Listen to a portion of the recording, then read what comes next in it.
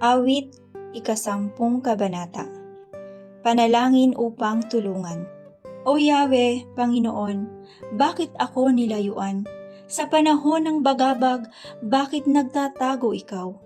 Inaapi ang mahirap ng palalot tampalasan, naway ito ang mahuli sa patibong nilang umang. Ang masamay naghahambog sa buktot na nilalayon. Tinutuya ng masakim, sinusumpa ang Panginoon. Sa kanyang paghahambog, ganito ang kanyang bulong. Hindi ako papansinin nitong Diyos na huhukom. Ganito ang iniisip sa tuwina niyong buhong. Ano man ang gawin niya'y laging sa kanya ang tagumpay. Yaong kahatulan ng Diyos, hindi abot ng isipan. Sa tuwina'y hinahamak, tinutuya ang kaaway. Wika niya sa sarili, lagi akong may tagumpay. Ang bagabag sa buhay ko'y di sasapit kailanman. Sinungaling magsalita, lapastang at mapagbanta, at masakit kung mangusap, masama ang kanyang dila. Sa liblib ay nangungubli, nag-aabang, at ang nasa'y patayin, ang walang salat walang malay na nilikha. Leon man din ang kawangis, lagi siyang nagmamanman. Yaong kanyang lalapain, matiyagang hinihintay.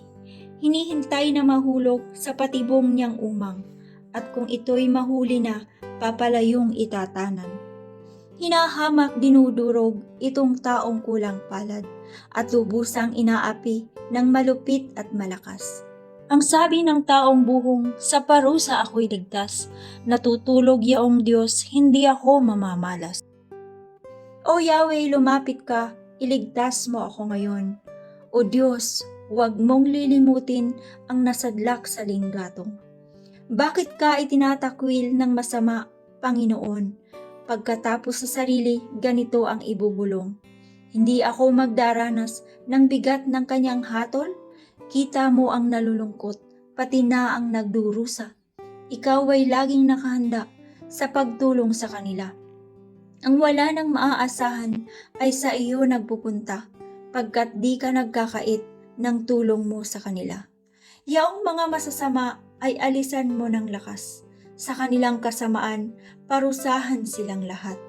Lubusin mo ang parusa, pahirapan mo ng ganap. Paghahari nitong Diyos ay lubos at walang maliw. Ang hintil ay mapaparam, mawawala sa lupain. Diringgin mo, O Yahweh, ang dalangin niyong hamak. Patatagin mo ang loob nitong mga kulang palad. Diringgin mo yaong api at ulilang lumuluha. Papanigan sa paghatol yaong mga taong aba.